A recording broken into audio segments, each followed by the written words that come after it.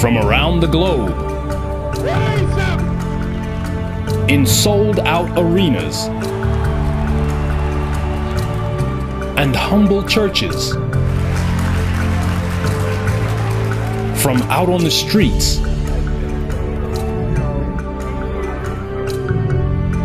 to your screen.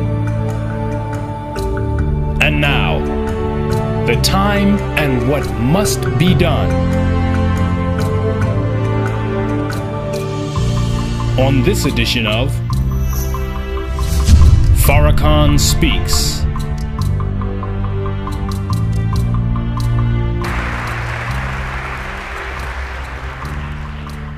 Do we need land? Do we?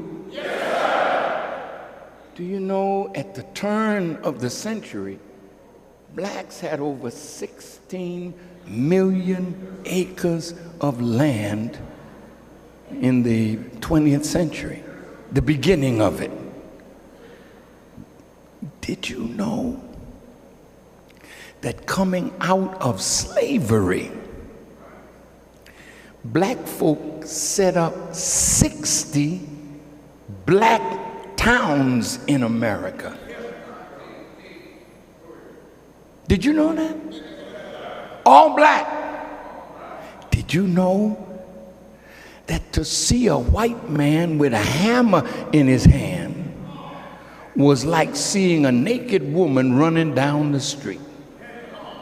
It was an oddity. Not so much today. But you would go to the window, come look, see. That's how odd it was for a white man to have an implement in his hand of building, because we were the builders. We built the White House. We were on loan to America from the slave master to help build the Congress, the White House. Fine buildings all over America. You were the artisans and the craftsmen that did it. And when slavery was abolished, the white man did not have the skills. We did.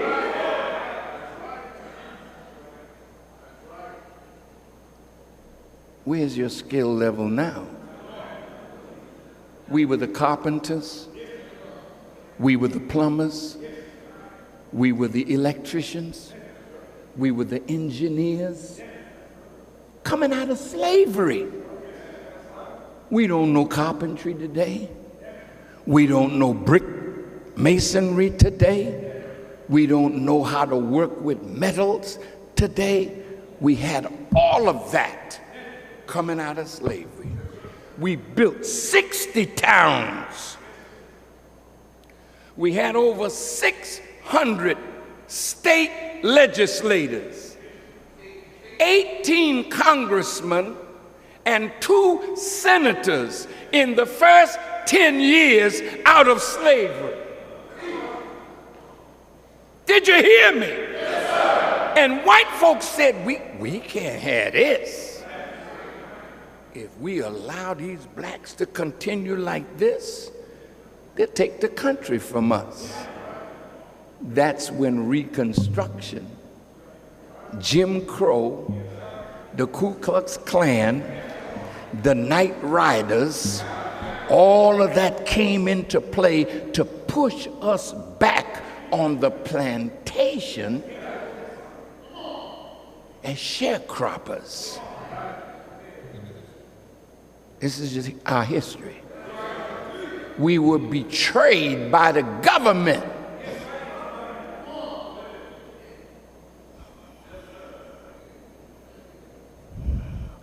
In the Wormley Hotel in Washington, D.C., February 26, 1877. They got together a plan, because when the Civil War was over, Union troops were in the South to make sure that we would be protected. But in that compromise in the Wormley Hotel, they agreed to draw the troops out of the South that protected us. Yeah. And they also agreed that all the rights and privileges that we had coming out of slavery would be reversed. And did you know that when the unions were formed, it was not formed for you? A Jewish man named Samuel Gompers started the unions. And the union was designed to keep our craftsmen out of work.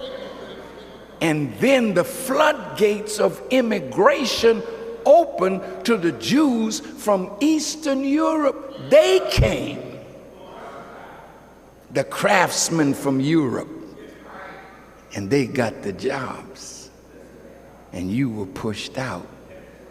And here, 140 years later, you do not have black artisans and craftsmen anymore among us as a people.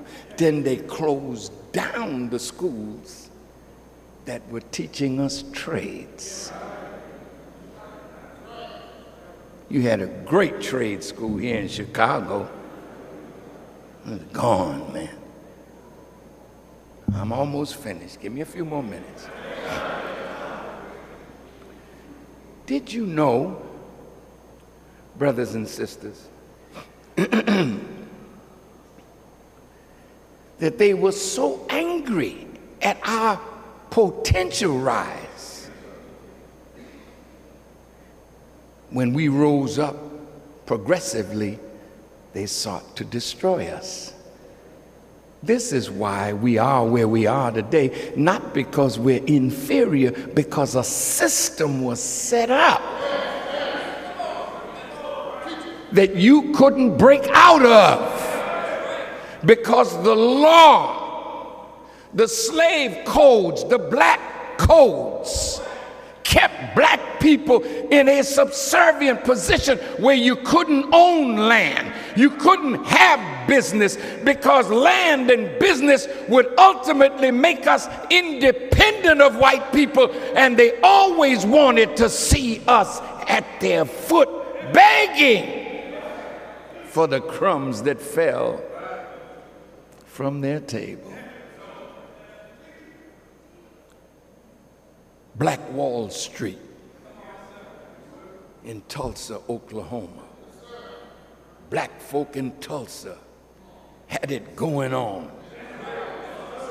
Up and down the street, black business. Black people with pride and dignity in what they had produced under adverse condition. Then a lie was told that a white girl, this precious, pure thing, was raped by a big, burly Negro. You know how they can make that picture look so ugly?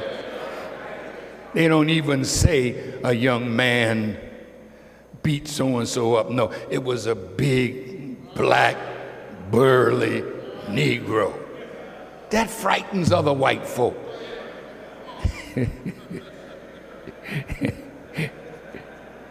We got to keep these niggers in their place. So they bombed Black Wall Street. It's the first time a bomb was dropped in America. It was dropped on Black Wall Street. Then they cordoned it off where the blacks could not escape out of it, and as they tried to escape, they shot them down in cold blood, striking terror into the hearts of our men and women. just afraid now to challenge a system that has been put in place to keep you down. We are at war. But you can't be at war with no sense.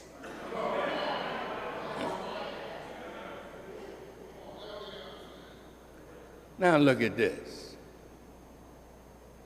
Here we are. This is 2011, soon gonna be 2012, and we still marching.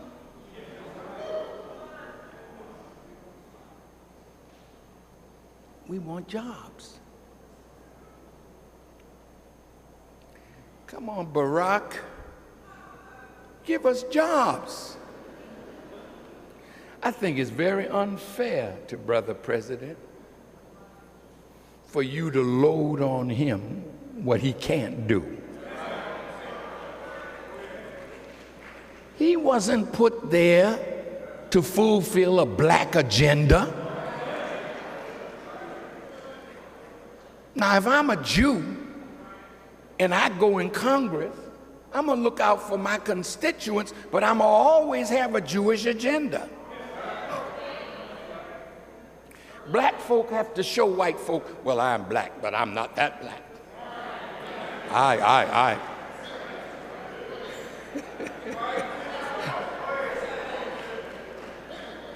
You always have to show white folks that you're not as black as you look.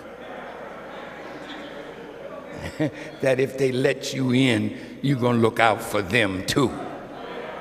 And you probably look out for them one. If there's any left, then maybe some for you. Harold Washington was a good mayor, but he had to give contracts to white people, but he gave some to you. What made Marion Barry so difficult for white people? Because when he became mayor, he opened the city up for black contractors to have some of that money, and they hated him.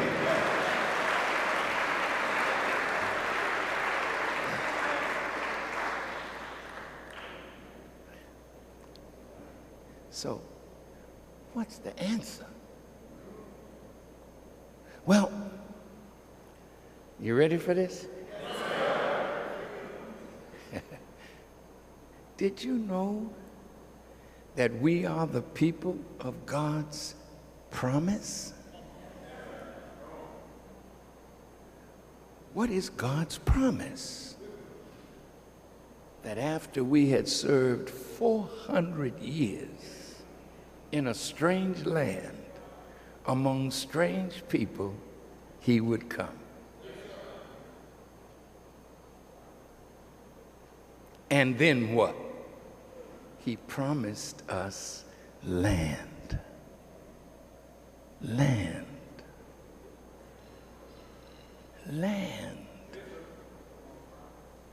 Well, yeah, but people are on the land now. We don't care. God don't care who's on the land. If he promises land to somebody, he has the power to serve anybody an eviction notice.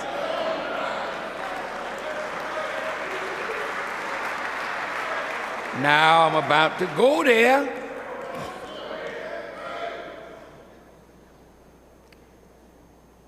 If we want land, we've done enough to deserve it. Do you know that America owns the government over 700 million acres of land, and it leases land out for agriculture? Well, we could go to the government and say, look how hard we work for you. 310 years and never got paid. Look at what we did for you. Would you lease us 100 million acres of land for a start? You mean that's just a start? Yeah. Yeah. You know how white folks do, they start. They started coming in, the Native Americans were here. Who is this coming? There's some strange looking people.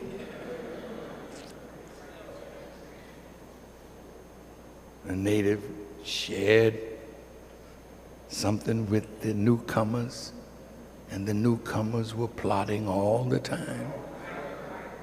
And they started taking this, taking that, set up a fort, move out, take more, set up a fort. You remember that? You do? Yeah. You were here too. But they had already taken us. We were just part of moving the furniture around. That's a terrible history though, you know? But we've lived it. They moved west. They got to the Mississippi River. That's big. They killed all the Indians, moved them out. My God. Then Toussaint, Dessalines, Christophe, Boukman, Macandal rose up in Haiti and whooped Napoleon. And the French, you know, they were in Louisiana. They was all up in that area.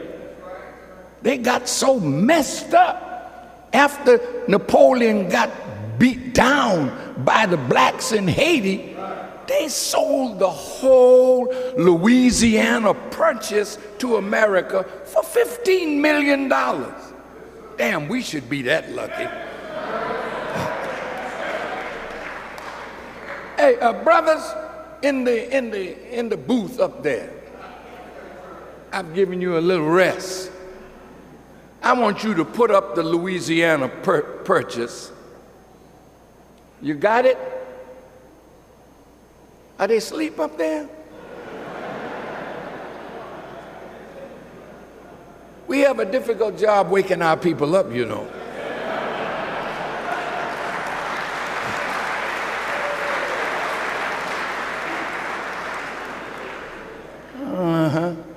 I don't want, time is running. Oh yeah, all in yellow. Oh Lord, now look how much land that is. For 15 million, they had enough of black people, enough of Indians. I'm getting out. You know how it is when we start moving in? They start moving out. I'm about to say something and I want you to listen. Now, let me come down to the board a minute. Y'all got a pointer? Do you have a pointer?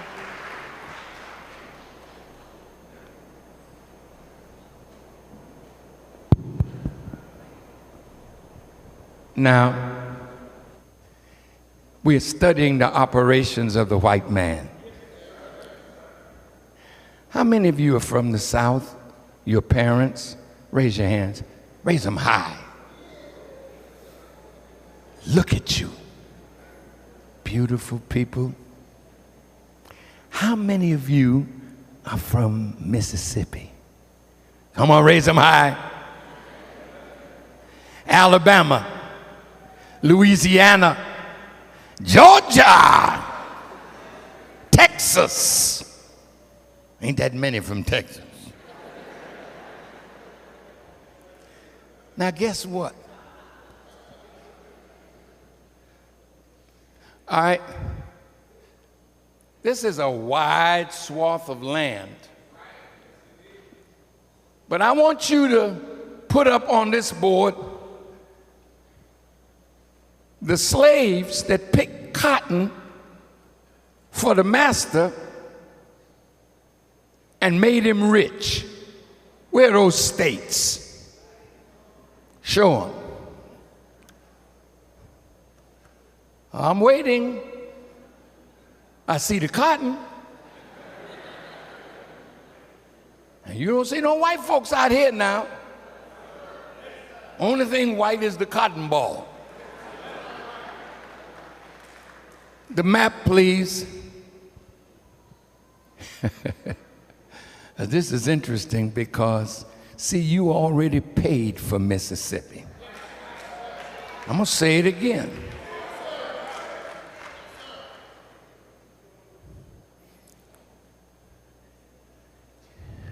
See this dark spot here? This is the delta, where most of the cotton was grown. See all these black dots? That's the Jewish bank owners and founders. Wherever we were, Jews were. Now, they owned slaves and the cotton plantation. Watch this. Now, if you look, see, this is Arkansas, part of Tennessee, Mississippi. Cotton was in Alabama, coming on down into Louisiana, and a part of Texas, over here. About 3 million acres of land in Texas is so dry now, it don't have any use. We should check it out. See, don't pay no attention to the fact that the land is dry. It's only dry because God haven't sent no rain. But let us put our foot on that land. I guarantee you that the God will give us rain. He came to make you prosperous.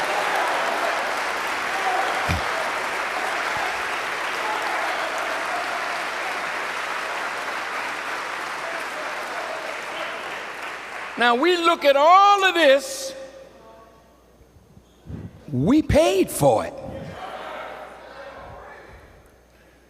Yeah, I know, Farrakhan, I mean, you're right, but what are we going to do about it?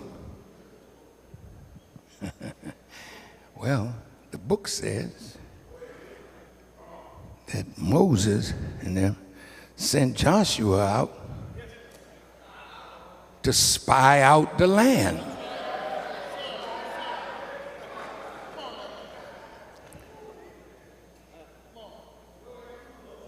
And when they came back, they reported to Moses and Aaron.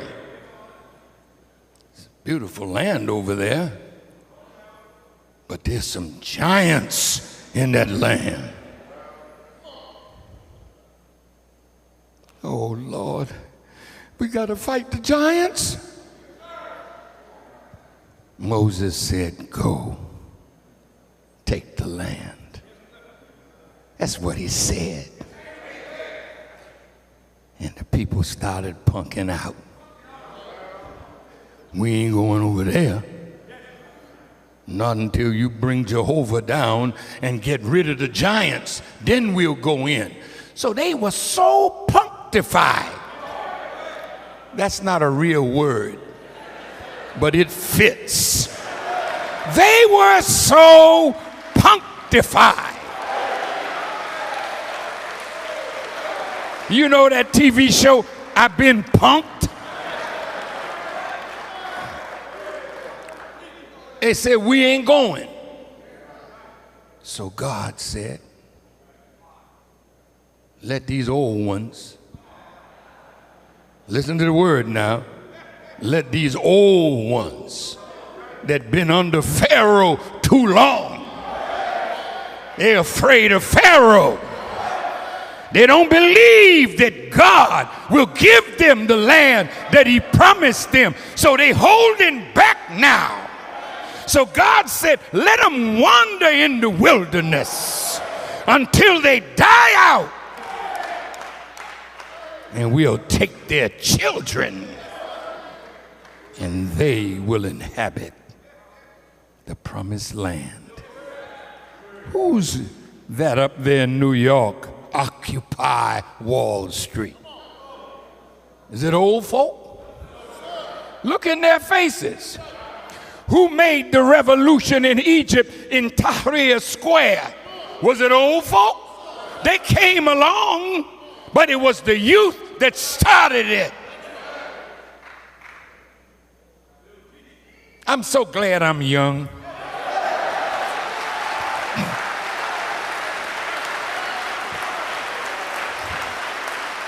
Well, at least I feel that way.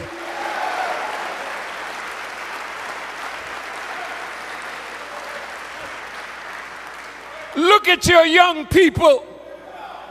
The enemy got us killing one another. We're going to stop that. I'm going to show you, by the grace of Allah and the Honorable Elijah Muhammad, how we can put our young people to work. Watch this. Yeah, I'm go ahead is right. Look, look, look, look. See, all these banks started from cotton. Lehman Brothers, they ran all the cotton in Alabama. Then they moved to New York, set up Lehman Brothers on Wall Street. You did that. You made them rich. Now they'd have taken over the world. Well, why are we studying you? Because it's our time now to take over the world and build a better one, a new nation ordered by God.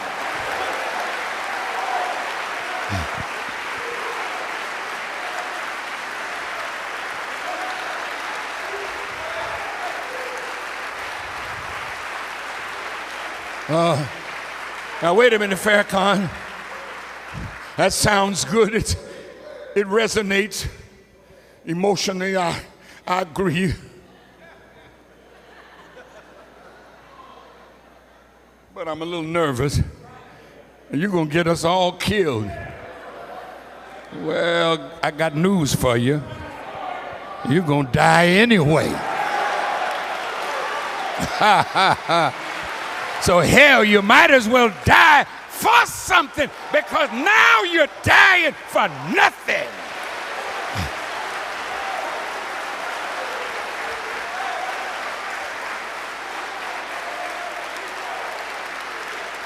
Now, y'all ready? Any BGs and any BDs? I'm serious, in the house. I'm in love with you. I'm in love with the Four Corner Hustlers. I'm in love with the El Rookins. See, our young people is the best generation we've ever had. They're fearless, but they just need guidance. Now, you want territory, right? You marking it out for drugs, right? Anybody come in your territory that don't belong there, you off them. You put a cap in them, right?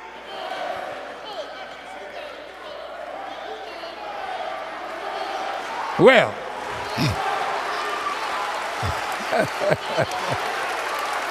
woo.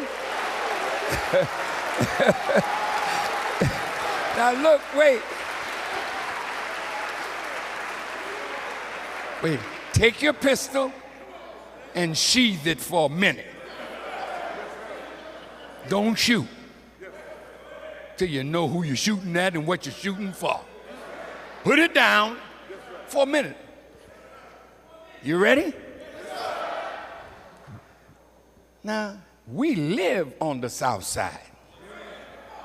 We live on the west side. But we don't control south side or west side, right? Who controls Chinatown? Chinese. Who controls Greektown? I have my Mexican family here. They have a part of town. They control it. You know why? What they have that we don't have. Chinese have difficulty with Chinese people. There's always liars and thieves and greedy people among every race. You know that. But they don't lie that much, steal that much, that they can't have a common purpose for the good of the whole. You know, they got bad Jews, right? Lying Jews, stealing Jews, crooked Jews. But in a few days, it's going to be Yom Kippur, the Day of Atonement. They come together in the synagogue. Look, I know I did you wrong, but I'm asking for forgiveness. They get it together and go out and steal some more.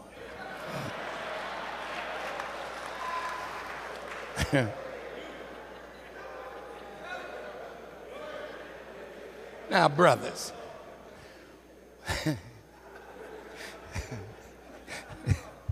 we cannot build a great economy on the serious divisions that afflict us.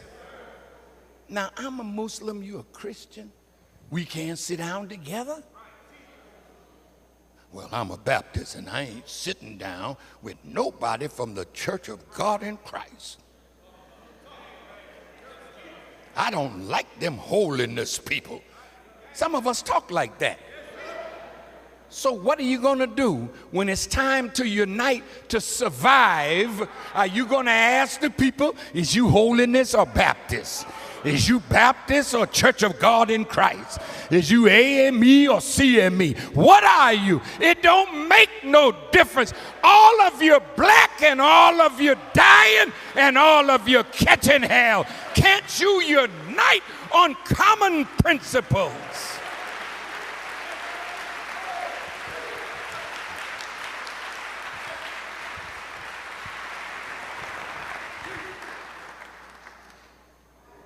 Now look, I'm almost there. Do you know how white folks got rich? Have you ever been to Macy's? Gimbel's? You have? All these big department stores, Sanger's in Atlanta. Have you ever, did you go shopping for jewels at Kay's? You did. You don't even care who owns it, do you? How did they get it? Look, when the Jews came into America, the more seasoned Jews had backpacks with lots of things in the backpack that the people in the South needed. So they loaded the Jewish fella up, just come from the old country. He had a 100-pound backpack. Oh man, that's a lot of weight. Well, hell, if you're in the army, you got to carry that too, don't you? Well, hell, don't worry about that then. Now you're carrying something for yourself. Now look at this. They came with their backpacks and they sold pots and pans and things that the people would need. They sold to the slave master and they sold to the slave who was on the plantation. They sold. And from those backpacks, they consolidated and then started setting up stores in Alabama, in Mississippi. And they would tell you, you couldn't come in here, or you go around there. See, they set it up for themselves at our expense. From there, they got bigger and bigger, where they controlled huge department stores. You go in the department stores, Jews own most of that. But it started from cotton. Okay, well, we're studying you now. Suppose we go back south and buy up the plantations. Some of them may not want to sell, but we may give them an offer they can't refuse.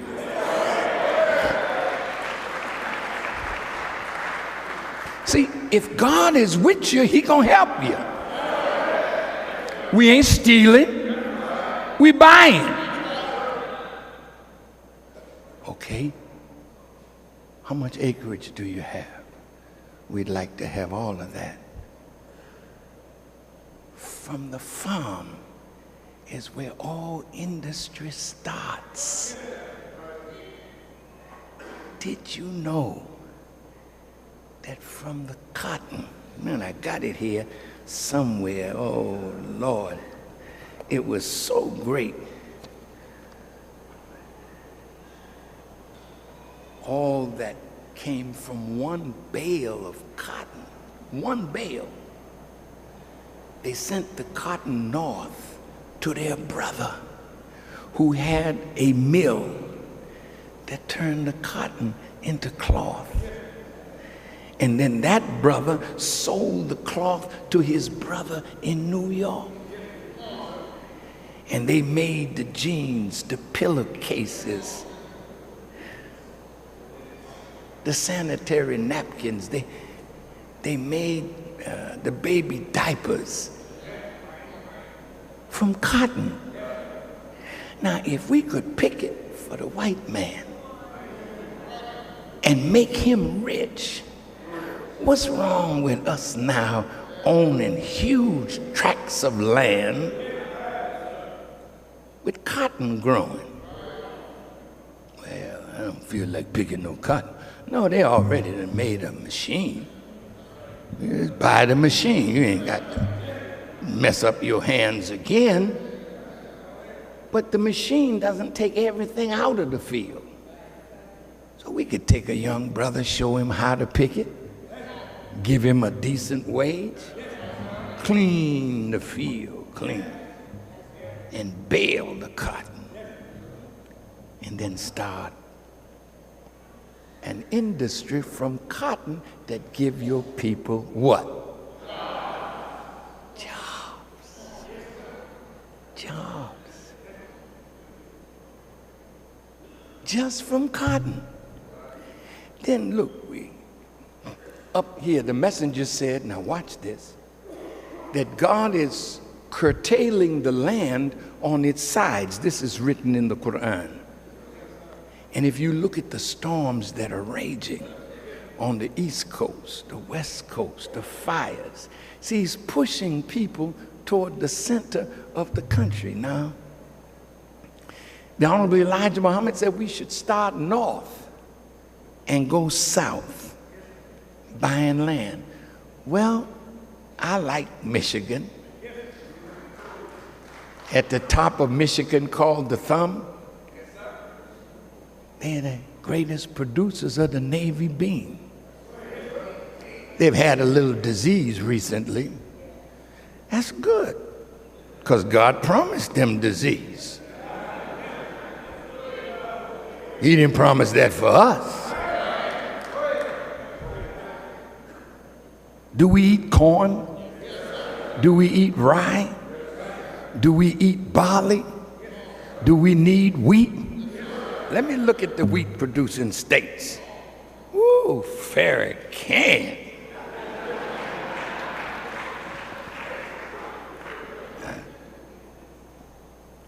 Michigan, Minnesota, Wisconsin. Those are states that produce corn and soybeans, and Iowa produces corn. Wisconsin produces dairy products and corn. For Indiana, it is corn and soybeans. So we got a little farm in Michigan, and we won't grow soybeans because we don't eat that. We'll tell you why at another time. We grow the navy bean. The people came down from the University of Michigan, and they said, Farrakhan, navy beans don't grow in this kind of soil. They were watch and see. We planted the Navy beans. The people from the university came, they couldn't believe it. And the bean was so nice. Man, you put it in the pot, it just act like it want to get in your stomach. Look, we met a man named Will Allen, a giant black man. He taught us how to sweeten the land away from the pesticides. Really? So last spring, we planted winter wheat. Last winter, fall, winter wheat. He said, but don't let it seed. Cut it down just before it seeds and turn it under. We had over 50 acres. We planted winter wheat. When it got to the point where it was about to seed, we cut it down, turned it under. Then we planted sorghum. What is that? Well, look it up. It's a sweetener, or it produces a sweetener. That thing grew 3, 4, 5 feet tall. But 2 weeks ago, we cut it down, turned it under. We checked the pH factor of the land, because you got a pH factor. We're from the earth. And if you don't know how to care for the earth won't care for you. And if you love God and love the earth, then the earth will give you all the health and well-being that you need. But you must know how to care for what God has given us. And since white folks, you just messed up the earth with your greedy self. Not all white people, but those that were in power. They gotta go.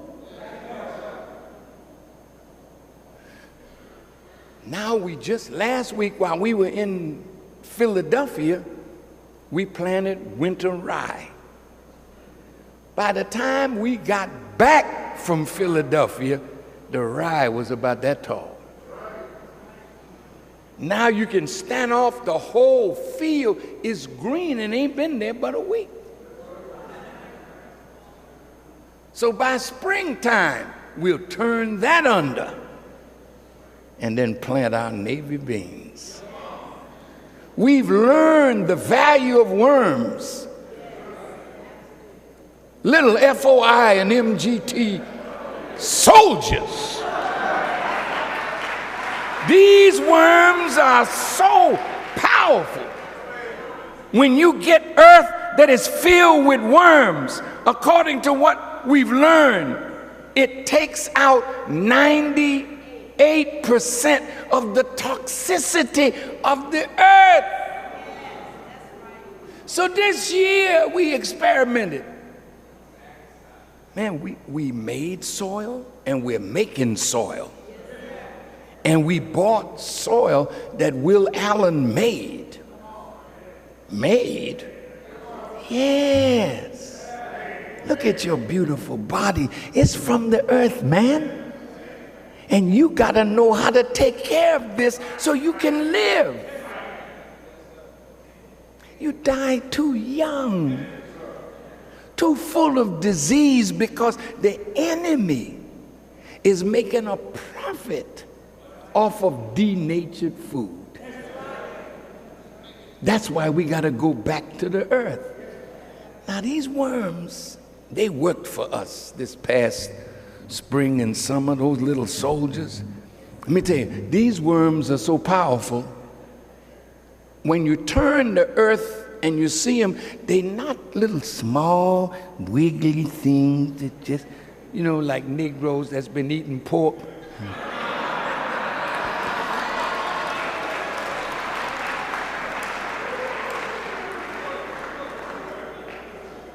These are feisty worms. I mean, they jump, literally. That's the kind of life that's in them. And when you got worms in the earth, they got that kind of life. And that soil got that kind of life. You plant your seed in that kind of soil. And the product that we got this year made all the farmers around jealous. They had these little cucumbers. Our cucumbers were so big. It's a good thing you didn't have an argument with your wife. But she could take that cucumber and wear us out, brother. A weapon in the kitchen. I mean, it's a little funny. But what am I saying? We have to own the land. Now, I would like to meet all of the gang leaders. And we have a summit. I want you all to arrange this.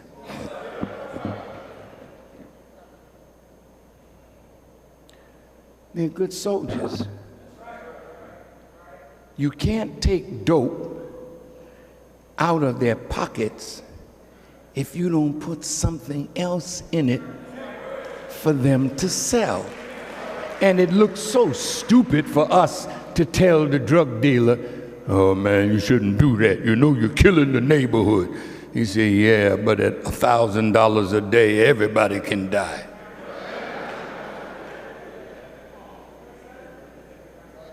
And they don't feel good working for McDonald's or whatnot. Even if you're a black McDonald's worker, owner, see, you own, they work.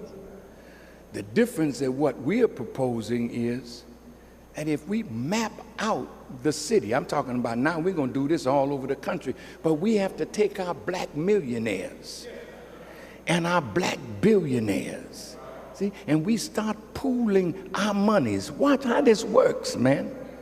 And in a little while, you have enough to supply the young man that has no hope with a backpack full. And in the community where he lives, he's knocking on doors, respectable. Not with his pants hanging down off his behind. You gotta help him out now. Brother, you gotta look like a businessman. So pull your pants up. Cut your hair. Look decent. Smell right. Then knock on the door. Ain't that you that was over there shooting on the corner? Yeah, but I stopped that. I have something in my backpack that you might want. And you always try to sell cheaper than the corner store. See, when you buy in bulk, you can compete with Walmart. We gotta close Walmart down. Walmart ain't good for us. Walmart is crippling black business in the black community, giving you a job with punk wages, but you're happy because you're working. But tomorrow, we gotta own what we are selling. Commonwealth. We're the owners. We share in the profits. So we don't need the union. Don't come to us with union now. Man, need $35 an hour. Now stop it.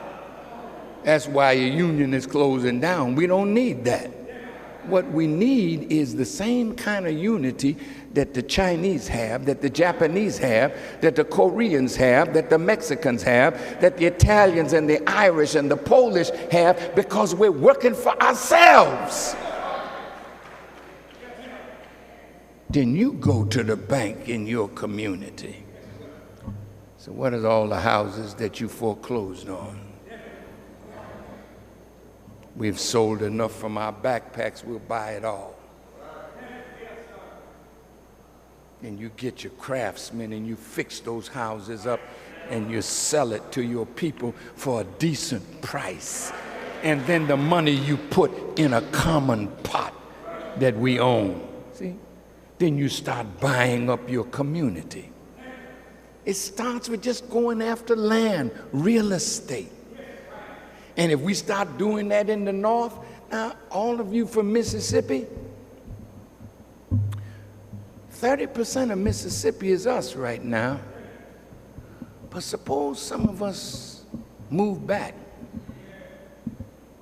took our money, our skill, bought some land, moved back home. After a while, we become the majority population. See, white folks ain't making babies no more. It's in the Bible. God is closing them down. And if you stay away from this wicked birth control, that you don't really know what you're doing, this thing is killing you for the future. You just want to have sex with no responsibility. When you know who you are, you don't let no man come at you like that. When you know who you are. If you and I, we went back to Mississippi, after a while we become the majority. Mississippi, Alabama, you got the right to vote, you become the governor. You become the mayors. You become the senators. You make the laws that govern the state that you are now the political master of. Suppose we took 10 states and did that. That's how the Mexicans lost Texas. White folks just moved in, a few of them, then created a problem. These Mexicans killed some of us white people. What? Then they bring the army in. That's how the Mexican-American War started. Didn't start because Mexicans were bothering white folk. White folk went in and created a problem, then took Texas, Arizona, New Mexico, California, all up into Colorado and Utah. So now the Mexicans own below the border when all of that at one time was Mexico. Now the poor brother coming home, they say he's an undocumented alien, like he dropped out of space somewhere.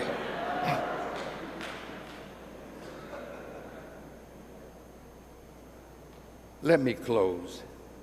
I wish I could. I'm so sorry that it's just so much to share. But what I want us to see, the time is up for us to be ignorant and divided, and the time is in for us to pool resources to buy as much land as we can get our hands on. Now I'm asking the believers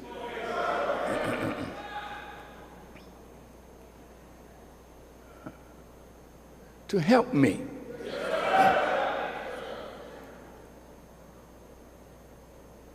I see about 400, 500 acres in Michigan that I think we can own. There's land in Georgia, in Alabama, in Louisiana. It will be easy to do if we followed Elijah Muhammad's economic program. Here's how it worked. Now look at what he put up 40 years ago. He said,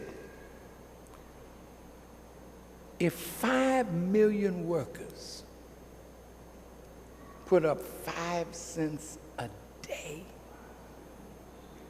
25 cents a week, $1 a month, 5 million times 52 would give you $260 million in a national treasure in 1 year. Now, even our babies, they might fight you if you gave them a nickel. The children say, that all you got? You can't give a baby a quarter today. They won't even accept that. You got anything green, Uncle? Now just look at 40 to 50 million of us, 5 cents a day, 25 cents a week, $1 a month, $52 a year. Do you know at the end of 1 year, you would have multiple billions of dollars in your national treasure? And it's painless. Now look, how many, don't feel bad if I ask this question and you answer it truthfully. How many of us smoke? Thank you.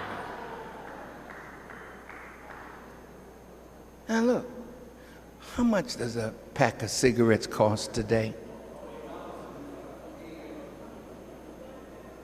Now, wait. Now, the prices vary that much that I got to hear it like the children of Israel murmuring against Moses and Aaron? How much? $12 for a pack?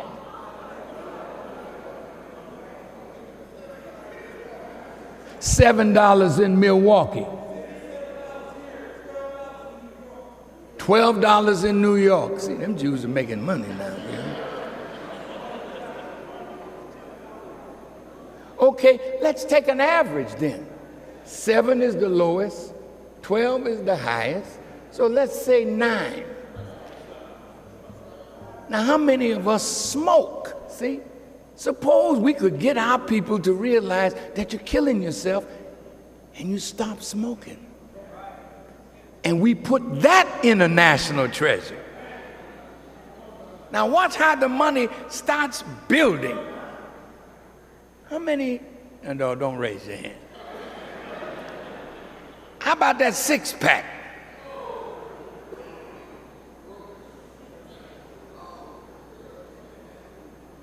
Will some good Muslim tell me how much a 6-pack costs? How much?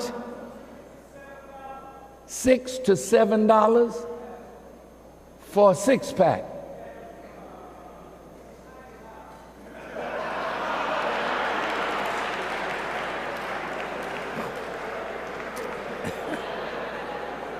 Now look, getting high is expensive.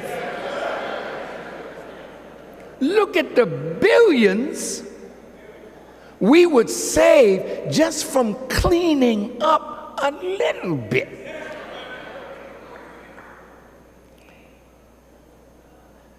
What about movies? We ain't got nothing to do. We go to the movies. You can get in for maybe, well, my age, I get in, you know.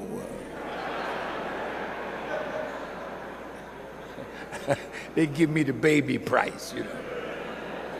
If I go in the afternoon, just $5, Mr. Farrakhan. He's a senior citizen. But Lord, if you go to get some popcorn and some pop, then pop $10, $15 out of your pocket just to go to a movie.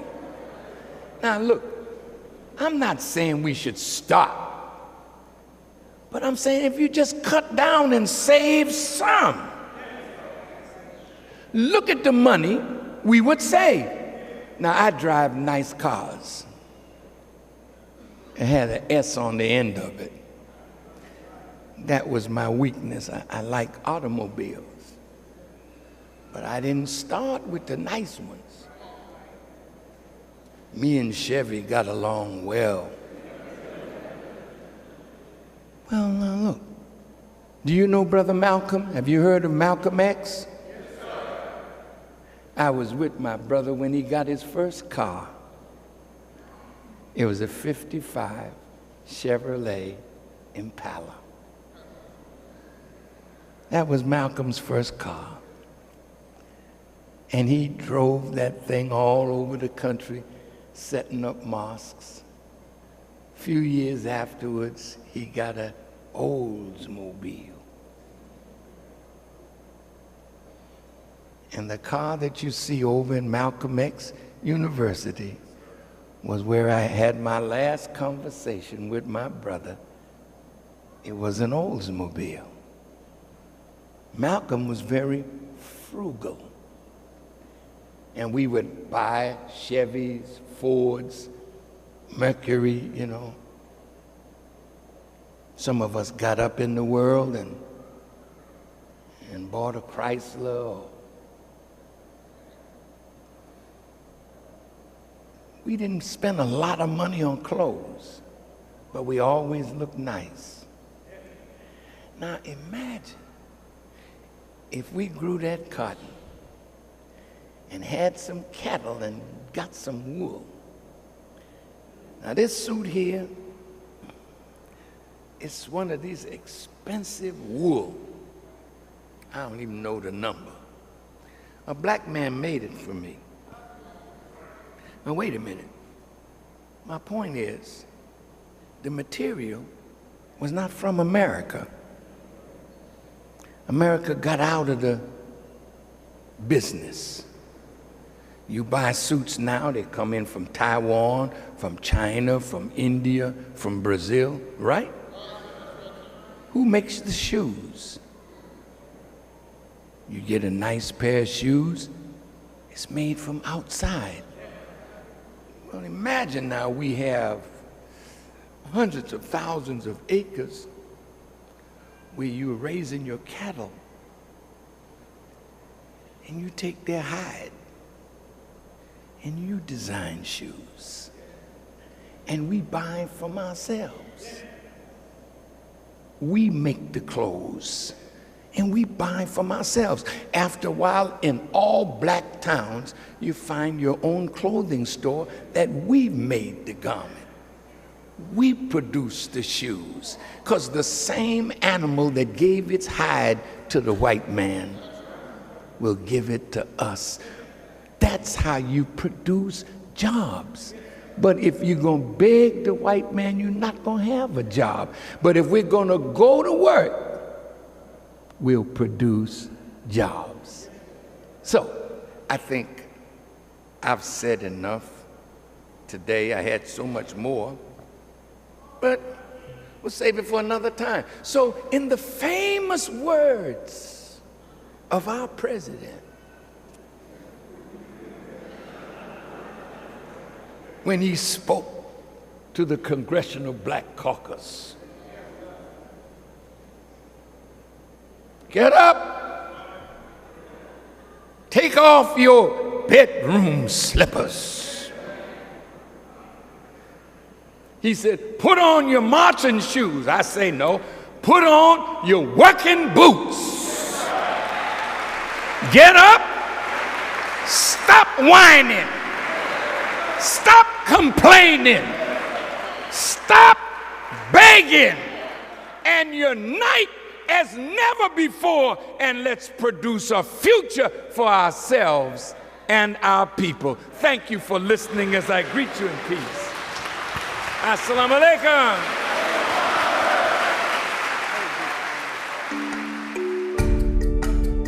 Please log on again next week and every week this year for the time and what must be done. Tell your friends, tell your family.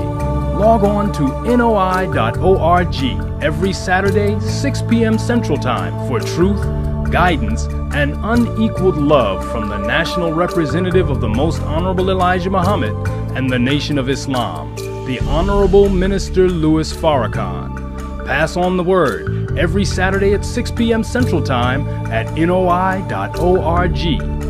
The time and what must be done. Remember, to have Minister Farrakhan answer your questions, tweet them to @LouisFarrakhan, #AskFarrakhan. And to add this message to your library or as a gift for someone you love, go to store.finalcall.com.